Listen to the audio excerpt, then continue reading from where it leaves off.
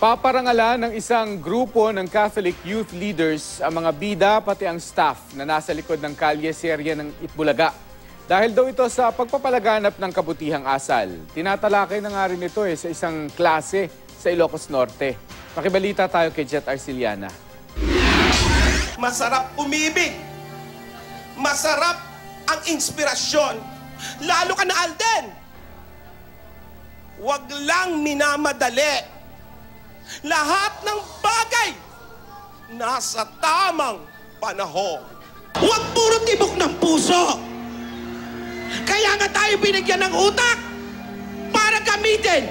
Ilan lamang yan sa mga aral na tumatak sa mga nanonood ng patok na kalye-serye ng Itbulaga. Kaya naman di katakatakang marami ang sumusuporta sa kalye-serye. Nakatakdang bigyan ng parangal ng Catholic Social Media Awards sa pangunguna ng Catholic Youth Leaders ang kalye-serye stars na sina Alden Richards at Maine Mendoza o Yaya Dab.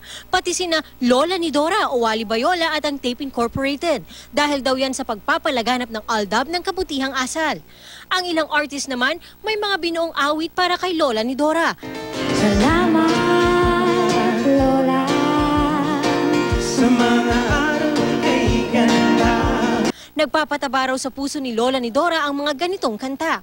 Dahil sa kapupulutan ng aral ng kalye-serye, tinatalakay na ito sa isang paaralan sa Lawag City. Para sa mga guro, magandang ehemplo ang ipinapakitang sinaunang kultura ng Pilipino sa kalye-serye, partikular na ang tradisyonal na paraan ng panliligaw at ang paggawa ng liham.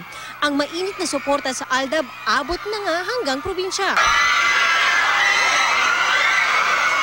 Para kay Alden, espesyal sa kanya ang Cebu dahil doon niya ginawa ang kanyang kauna-unahang mall show nang pumasok sa mundo ng showbiz. Kaya nang bumalik siya noong Biyernes, sobrang saya raw niya. Sa lahat po ng pumunta, maraming salamat po. Sana po na-enjoy kayo at nabigyan ko kayo ng kahit papano sandaling kaligayahan.